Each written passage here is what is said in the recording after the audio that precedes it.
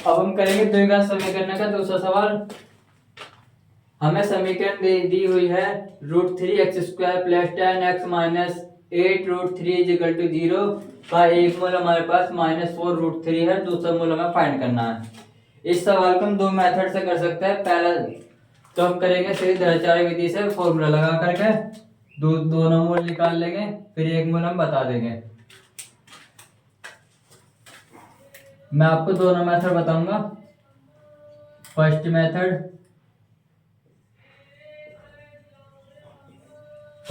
है, सबसे पहले हम ax² plus bx plus c से तुलना करने पर, इससे हम तुलना कर देंगे तो a की वैल्यू फाइंड करेंगे √3, b की वैल्यू हम फाइंड करेंगे 10, c की वैल्यू हम फाइंड करेंगे -8√3। हमारे पास abc की वैल्यू पता चल गई।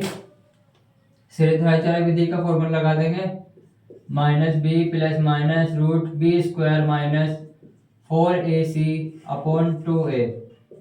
बस सिंपल सा वैल्यू पुट कर देंगे। b की वैल्यू हमारे पास है 10 प्लस माइनस b² यानी कि 10 का स्क्वायर माइनस 4a की वैल्यू हमारे पास है √3 और c की वैल्यू हमारे पास है -8√3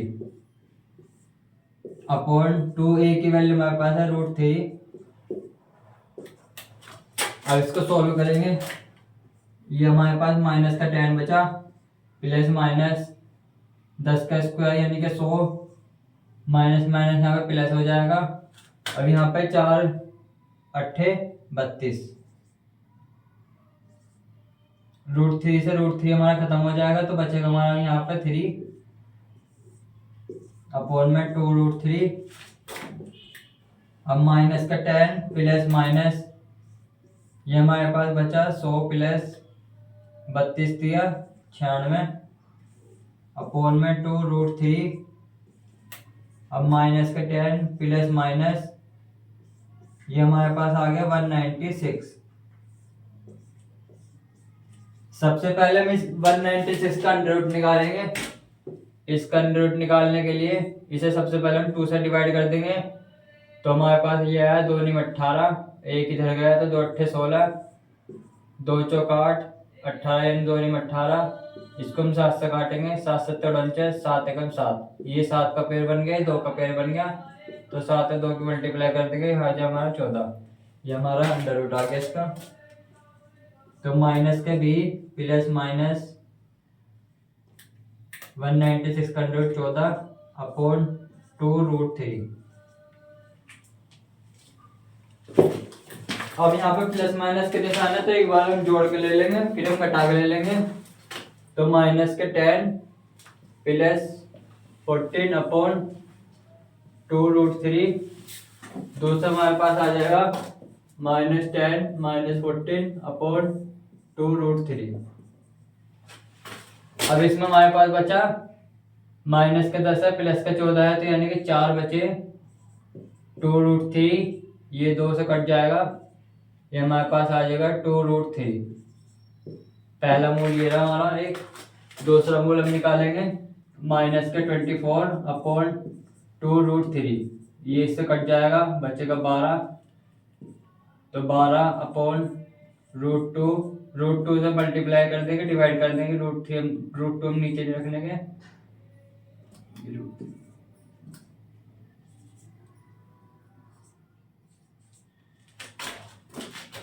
ये हमारे पास आ गया माइनस के 12√3 अपॉन यहाँ पे 3 बचा। अब ये 12 कट जाएगा इससे, 3 चौक 12 तो माइनस के 4√3।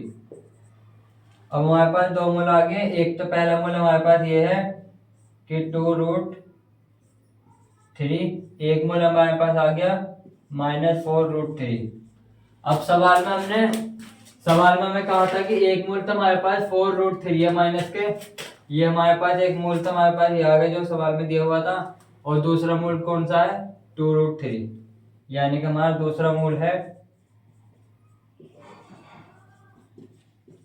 2/√3। ये हमें फाइंड करना था। अब इसका सेकंड वाला करेंगे। अब इसको हम सेकंड मेथड से कैसे कर सकते थे,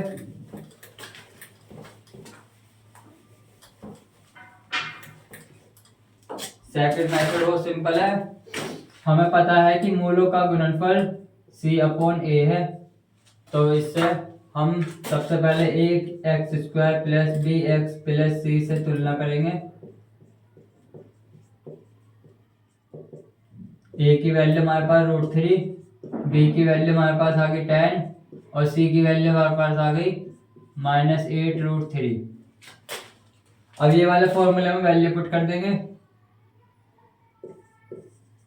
C/A अल्फा की वैल्यू में एक मूल में दिया हुआ है -4√3। बीटा में दूसरे मूल में फाइंड करना है, तो बीटा को बीटा मान लेंगे, दूसरे मूल को। c की वैल्यू हमारे पास है -8√3 अपॉन a की वैल्यू हमारे पास है √3। बस इसको सोल्व करते हमारा दूसरा मूल निकल जाएगा। सबसे पहले हम √3 से √3 कट जाएगा, बचा हमारे पास 4√3 बीटा -8। अब इस वाली वैल्यू को हम इधर उठा के ले जाएंगे, ये -4√3। अब ये माइनस से तो माइनस कट जाएगा और ये 8 कट जाएगा 2 में, तो बीटा की वैल्यू हमारे पास आ गई 2/√3। ये हमारे पास दूसरा मूल हमें मिल गया, दैट इज आंसर। तो सेकंड मेथड आप यूज करना, वो मैंने सवाल आपको और अच्छे समझ में इसलिए कराया था।